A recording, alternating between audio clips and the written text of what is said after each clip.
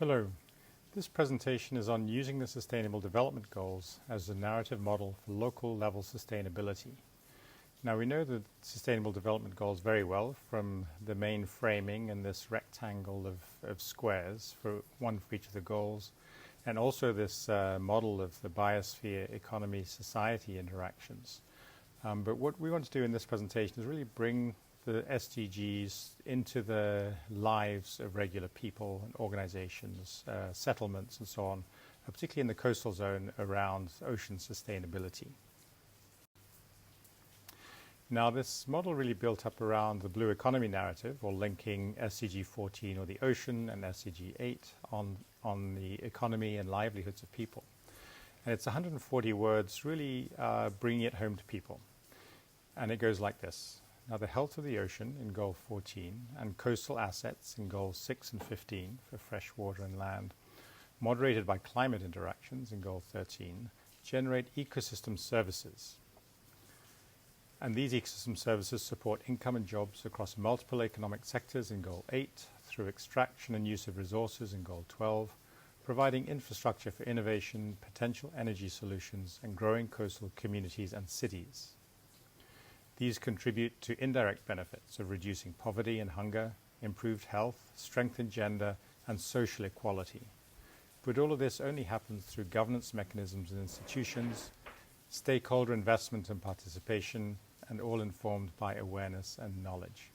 And in these 140 words, we've really just run through the theory of change of what the Sustainable Development Agenda is all about, but in a way that's much more accessible to people.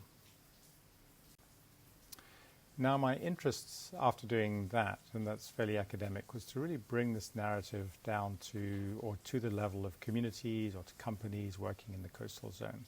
So here I developed an example based on a fishing community on the coast of Kenya. Now Mariam and Hamisi are a couple. He's a fisherman and she sells fish in the market, and their income from those sales puts food on their plates, sends their children to school, pays for their health benefits and so on. But all of their income is generated by the local reef system and the health of that reef. But it's undergoing pressure and the fish community is beginning to be depleted. Now fisheries in Kenya managed through what we call beach management units, and these are local entities established in partnership with the government. They have a gender representation by law, as do all public entities in Kenya. And they can manage the fishery, and one of the things they do is establish a protected area to help nurture and repopulate the fish stocks, and can support tourism as well. And in this case, Mariam's mother is an elder in the village community, and she chairs the Beach Management Unit Committee. Now tourism is growing in the area through a resort area growth, and multiple hotels, guest houses are being built.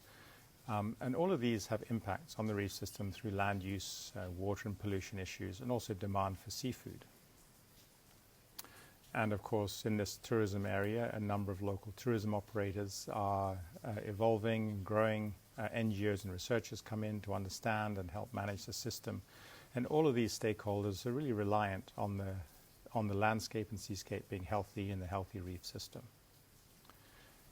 Now, one wrinkle in the story, of course, is around education, is that Mariam and Hamisi's son has been to college, and he's a qualified electrician working in the resort area and with the hotels, but he's also bought a freezer and started up a cold store business helping his family to market their fish.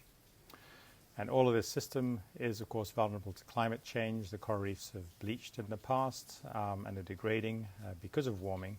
But also the local tourism area has its own carbon footprint through all the travel and the food and the building that happens in the area. And aware of that, they've tried to put in place some sustainability measures to reduce their climate footprint. The government, of course, plays a role at local and national levels, regulating the interactions amongst stakeholders and maintaining the overall system. And then lastly, critically important is how all these benefits are shared, the equity relationships amongst the different stakeholders in the community, local governments and different stakeholders in the benefits that arise from this system. And so you can see in this short model, we can really build a story that is based on all the Sustainable Development Goals. They're all indicated here one way or another. And while this is just an example of how this can be done, What we're wondering is if you can get stakeholders together to develop their own sustainable development goal narratives around the ocean and around their principal interests, can this help them to come together to align their interests and ensure that the whole is sustainable? Thank you.